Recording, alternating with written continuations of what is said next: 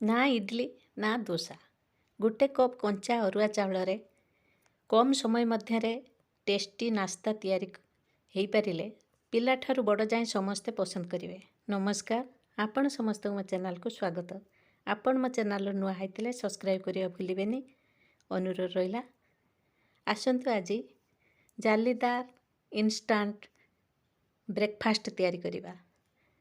ये ब्रेकफास्ट पाई मु गोटे कप कंचा अरुआ चाउल नहीं भिजाई नहीं 3 ରୁ 4 घंटा ता धोई परिष्कार कर चाउल पानी गड़ाई नवा।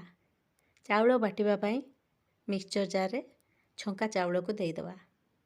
गोटे कप अरुआ चाउल रे मु गोटे कप दही नहीं चाउल सांगरे दही की देदेवा। 3टी कंचा लंका 1 इंचर अदा स्वाद अनुसार लुण दे प्लेन करिकी चाउल को आमर बाटी नवा। ये बेटर को एक बाउल को बाहर कर नवा। 1/4 सुजी दे बेटर को भल भाव गुलाई नवा।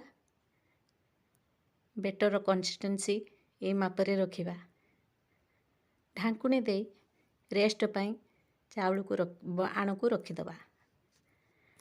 एक चटनी प्रस्तुत करिबा। रेड बा बिलाती चटनी 3टी सुखिला लंका 8 ରୁ 10 कोला रसुण नहीं बिना तेल रे ताकू भाजी नहीं भाजी गला परे प्लेट को बाहर कर नवा। तापरे गोटे चमच तेल देली 4टी बिलाती की मु काटी नहीं तेल देला परे कटा बिलाती की देदेवा। लो फ्लेम रे जाल रखिबा। गोटे चमच लुण देकी भल भाव बिलाती गुड़ाई नवा। बिलाती मोर सिझी गलानी। बिलाती की ठंडा करी नवा। अल्प उषुम थिला बेले मिक्सचर जार रे बिलाती भाजी के रखिथवा रसुण सुखिला लंका गोटे चमच जीरा गुंड दे ग्राइंड करी नवा। चटनी प्रस्तुत हो जाए। एक बाउल को नहीं जिबा। चटनी रो एक तड़का दबा।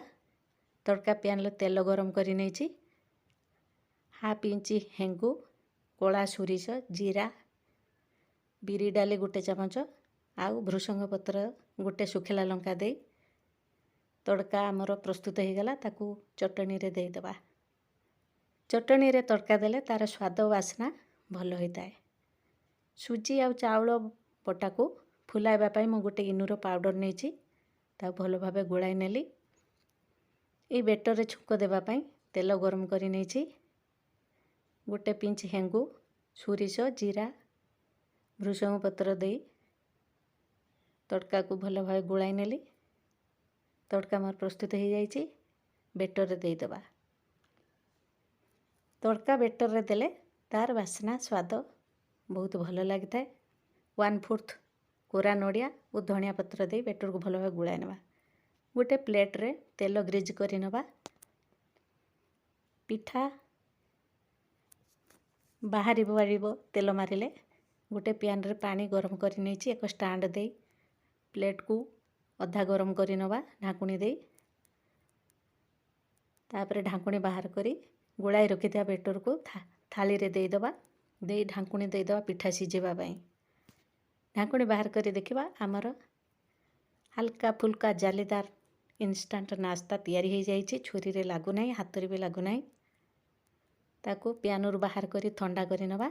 ठंडा हला परे ता काटी पीस पीस करी नवा। ये पिठा को आपण पिला मानकु टिफिन ले दे परिवे। सकाळ जळखिया रे पिला माने आनंद रे खाइबे।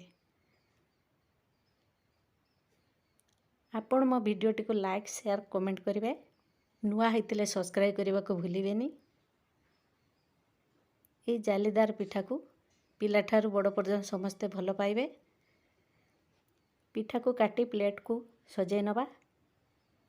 बिलाती चटनी बा नड़िया चटनी सहित पिठा खाइबा को भल लगे।